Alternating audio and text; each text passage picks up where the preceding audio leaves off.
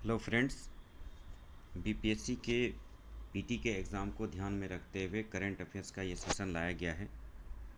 आज के इस वीडियो में जो करंट अफेयर्स के कुछ घटनाएं जो घटित हुए हैं उसकी हम चर्चा करेंगे।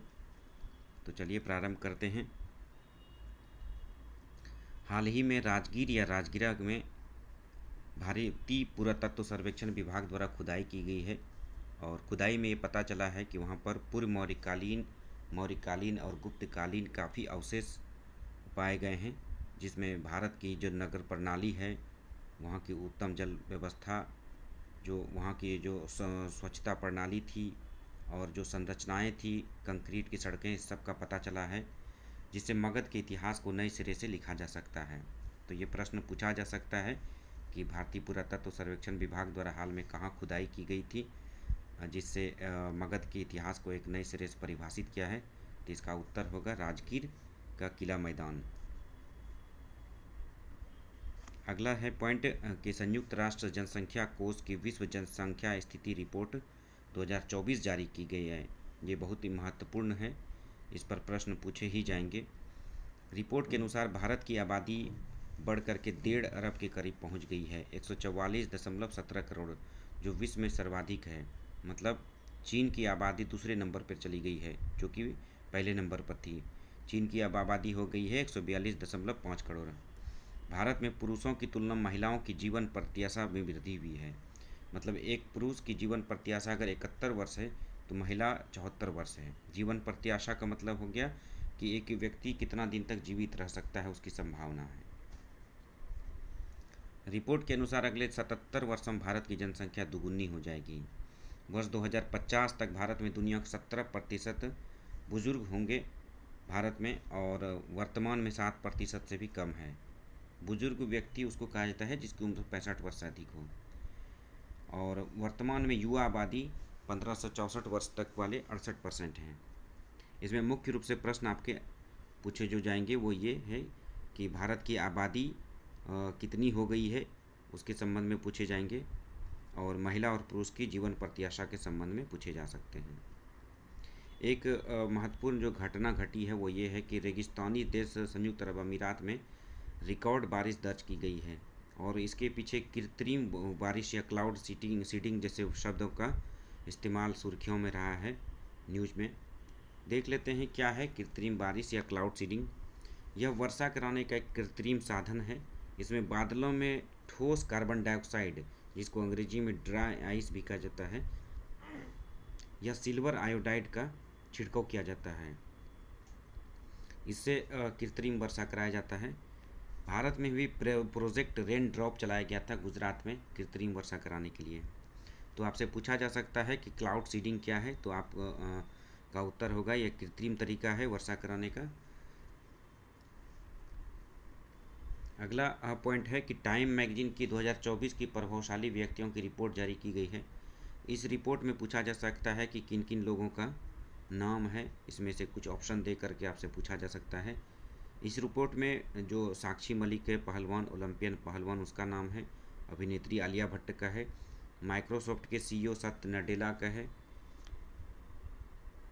विश्व बैंक के अध्यक्ष अजय बंगा का है। भारतीय ब्रिटिश अभिनेता देव पटेल का नाम है। इसके अतिरिक्त जिगर शाह का है। इसके अतिरिक्त प्रियवंदा नटराजन है। भारतीय मूल की रेस्तरां मालकिन आसमा खान का है। रूसी विपक्षी नेता की पत्नी यूलिया नवलानी का है। ये सब मुख्य नाम है जिसको याद रखने की ज़रूरत है, पूछा जा सकता है। इजराइल फिलिस्तीन ईरान विवाद के कारण भारत पर क्या असर पड़ेगा, ये आर्थिक जो पॉइंट ऑफ व्यू से इस पर प्रश्न पूछे जा सकते हैं इकोनॉमिक्स के क्वेश्चंस में। इससे असर ये पड़ेगा कि चूँकि भारत अरब देशों से अपनी 2/3 तेल की ज़रूरत को पूरा करता है, इस क्षेत्र में अगर युद्ध छिड़ता है तो तेल की आपूर्ति बाधित हो जाएगी, जिससे तेल की कीमतों में उछाल आ सकता है। तेल की कीमत में अगर उछाल आता है, तेल महंगा होता है, तो अन्य वस्तुएं की कीमत में वृद्धि होगी, क्योंकि ट्रांसपोर्टेशन कॉस्ट बढ़ जाएगा। अन्य वस्तुओं की कीमत बढ़ेगी तो महंगाई बढ़ जाएगी देश में। भारत में मानसून के संदर्भ में एक दो शब्द जो काफ़ी चर्चा में रहा है अभी, डायपोल और एल नीनो के संबंध में। भारतीय मौसम विभाग का कहना है कि भारत में और बिहार में इस बार सामान्य से ज़्यादा बारिश होगी, और इस संदर्भ में उनके द्वारा दो शब्द का इस्तेमाल किया जा रहा है, डायपोल और एल नीनो का शब्द। डायपोल क्या है देख लेते हैं कि हिंद महासागर में डायपोल क्या है। इंडियन ओशन डायपोल को भारतीय नीनो कहा जाता है और इसके सकारात्मक रहने पर भारत में अधिक वर्षा होती है, जबकि नकारात्मक रहने पर वर्षा कम होती है। वहीं उसके विपरीत मतलब एल नीनो भी एक शब्द है जो कि मानसून के संदर्भ में इसकी चर्चा की जाती है। एल नीनो क्या है देख लेते हैं। एल नीनो एक स्पेनिश शब्द है जिसका अर्थ होता है छोटा बच्चा। एल नीनो मध्य प्रशांत महासागर में एक गर्म जलधारा है जिससे वहाँ का पानी अधिक गर्म हो जाता है। यह हर 2 से 5 साल में उत्पन्न होता है। इससे भारतीय उपमहाद्वीप में अधिक गर्मी और सूखा और कम बारिश की संभावना बनती है। मतलब सरल शब्दों में यह है कि एल नीनो अगर जिस वर्ष प्रभावी रहेगा उस वर्ष भारत में वर्षा कम होती है। एल नीनो भारतीय मानसून को लाने में एक तरह से रुकावट पैदा करता है। एक अन्य जो शब्द चर्चा में रहा है वह है trip fuel, route diversion fuel, minimum destination fuel, जिसको एमडीएफ भी कहते हैं, mayday fuel, holding fuel, contingencies fuel. ये सभी शब्द विमान या वायुयान से जुड़ा हुआ है, जो कि आपात स्थिति में वायुयान की ईंधन की आवश्यकताओं से रिलेटेड है। विमान दुर्घटनाओं के संबंध में हाल में यह शब्द चर्चाओं में रहा है। आपसे ये सब पूछा जा सकता है, ये सब वर्ड्स। पेरिस में ओलंपिक खेल का आयोजन होने जा रहा है, इस पर नज़र बनाए रखना है। इस पर भी प्रश्न पूछे ही जाएंगे। एक प्रश्न जब पूरी खेल संपन्न हो जाएगी तब इसके बारे में डिटेल में वीडियो बनाएंगे। एक शब्द जो चर्चा में रहा है कई महीने से वो है ऑक्स। आपसे पूछा जा सकता है ऑक्स क्या है, ऑक्स किस देशों का गठबंधन है। 2021 में ये गठित हुआ है और हिंद प्रशांत क्षेत्र में चीन पर नज़र रखने के लिए बनाया गया है गठबंधन है। यह संगठन चीन के खिलाफ सुरक्षा को ध्यान में रखते हुए बनाया गया है। इसके सदस्य देश 3 हैं, अमेरिका, ब्रिटेन और ऑस्ट्रेलिया। आपको इस शॉर्ट फॉर्म से ही डिकोड कर सकते हैं या सदस्य देशों का नाम। AU से ऑस्ट्रेलिया, यूके से यूके हो गया और US हो गया अमेरिका। ऑक्स इसके अंतर्गत सदस्य देश परमाणु पनडुब्बी की तकनीक को साझा करेंगे और साथ ही साथ मिल करके जो विज्ञान प्रौद्योगिकी क्षेत्र में भी साथ में मिल करके काम करेंगे। अगला एक शब्द है इम्पोर्टेंट कि Mars sample return programme MSR, यह चर्चा में रहा है। ये क्या है? अमेरिकी अंतरिक्ष एजेंसी नासा का एक प्रोग्राम है मंगल ग्रह पर जीवन का पता लगाने के लिए। इसके तहत मंगल ग्रह से मिट्टी के नमूने लाकर उसका अध्ययन किया जाएगा। रोवर नासा का मंगल मिशन है जिसके द्वारा हाल ही में सफ़ेद पत्थरों की कुछ तस्वीरें भी भेजी गई थी। आपसे पूछा जा सकता है ये भी प्रश्न कि रोवर किसका मिशन है। पिछले बार भी इस तरह से प्रश्न पूछे गए थे। अगला देख लेते हैं कौटिल्य ग्लोबल अवार्ड 2023 15वें वित्त आयोग के अध्यक्ष NK सिंह को प्रदान किया गया है। एक और महत्वपूर्ण जो न्यूज़ में रहा है वो लंपी रोग रहा है। लंपी रोग क्या है? यह एक वायरल त्वचा रोग है जो वायरस या विषाणु से होता है। यह बीमारी पशुओं में मुख्य रूप से गाय और बैल में होता है। यह मक्खियों या मच्छरों की कुछ प्रजातियों से फैलता है। यह संक्रामक बीमारी है जो एक पशु से दूसरे पशु में फैलता है। इससे त्वचा में गांठ हो जाता है। रोग की चपेट में होने से दूध का उत्पादन घट जाता है। पशुओं में हल्का बुखार के साथ गले और नली और गले में घाव हो जाता है। पैरों में सूजन आ जाता है। श्वास नली में घाव हो जाता है। इसके बचाव के लिए टीकाकरण करवाया जा रहा है। अभी बिहार सरकार के द्वारा भी इस पर टीकाकरण पर जोर दिया जा रहा है। एक और महत्वपूर्ण शब्द था sky tracks world airport award 2024।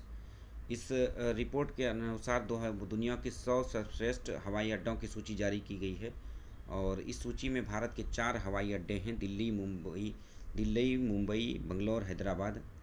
इसमें दोहद का हम्माद हवाई अड्डा दुनिया का सबसे हवाई अड्डा माना गया है। दूसरे नंबर पर सिंगापुर का चांगी, तीसरे पर सियोल इंचियोन एयरपोर्ट है। इसमें मुख्य रूप से प्रश्न पूछे जा सकते हैं कि भारत के कौन से हवाई अड्डे को इसमें रखा गया है और दुनिया का सर्वश्रेष्ठ हवाई अड्डा कौन है। तो दोहा का हम्माद हवाई अड्डा है, इसको याद रखने की ज़रूरत है। एक महत्वपूर्ण अवार्ड जो डिस्ट्रीब्यूट किया गया है best adventure destination, best mountain destination और इमर्जिंग फेस्टिवल डेस्टिनेशन, ये सब बिहार को मिला है। स्टेट कैटेगरी में बाघों की बढ़ती संख्या उसके बेहतर संरक्षण के लिए वाल्मीकि टाइगर रिजर्व को बेस्ट एडवेंचर डेस्टिनेशन अवार्ड मिला है।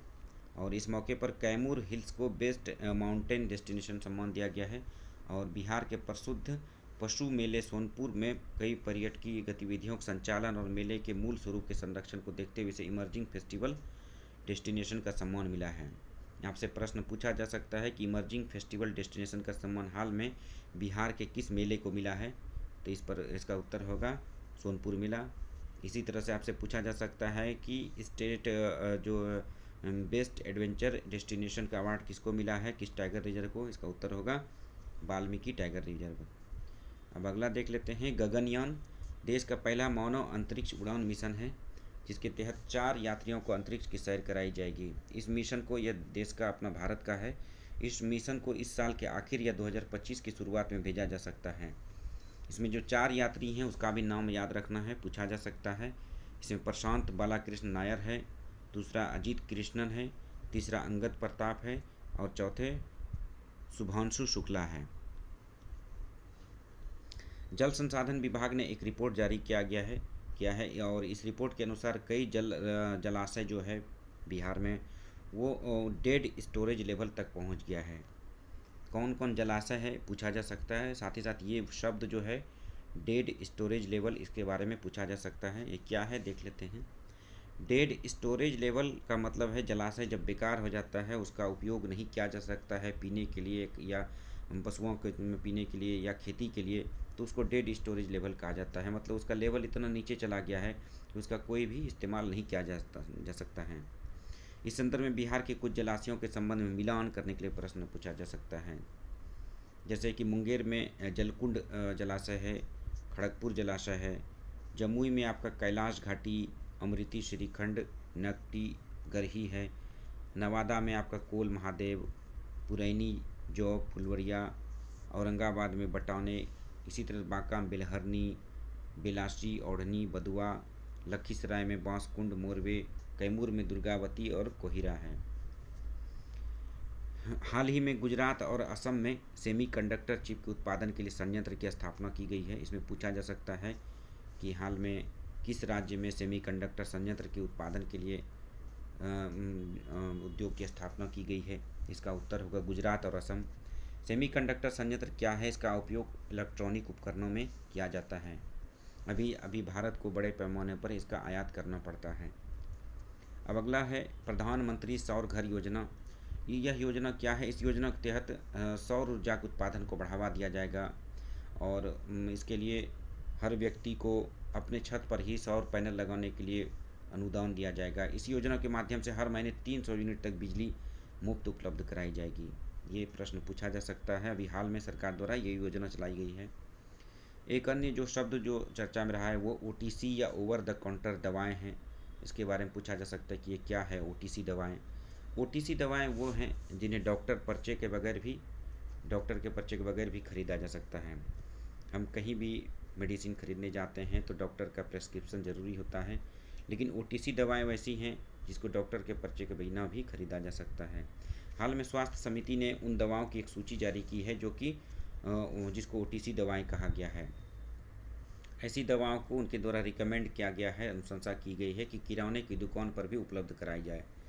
यह देश के चिकित्सा क्षेत्र में इस तरह की पहला पहल है और जिसका उद्देश्य है कि ये बिना पर्चे के दवाओं को उपलब्ध कराना। भारत से पहले अमेरिका, ब्रिटेन और ऑस्ट्रेलिया में इस तरह से OTC दवाएं उपलब्ध कराई जा रही हैं। हाल ही में एक प्रस्ताव लाया गया था, अगला देखते हैं कि फिलिस्तीन को संयुक्त राष्ट्र की पूर्ण सदस्यता दिलाने के लिए इसके खिलाफ अमेरिका ने वीटो कर दिया है। इस पर पूछा जा सकता है प्रश्न कि फिलिस्तीन को पूर्ण राष्ट्र का दर्जा दिलाने के लिए लाए गए प्रस्ताव को किसके द्वारा वीटो किया गया है, इसका उत्तर होगा अमेरिका।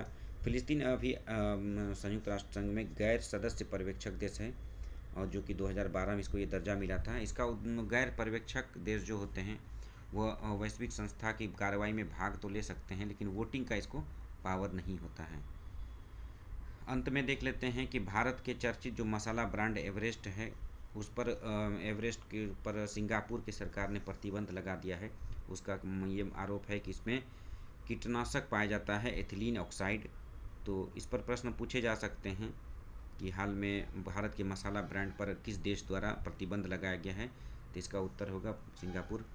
तो ये थे आज के इस वीडियो के करंट अफेयर्स, और आई होप कि इससे बहुत सारे प्रश्न पूछे जा सकते हैं। फिर मिलते हैं अगले वीडियो हम अगले करंट अफेयर्स के वीडियोस के साथ। उसके जो भी तथ्य होंगे, जो भी घटनाएं घटित होंगी अगले कुछ दिनों में, उसको हम कवर करेंगे उसमें।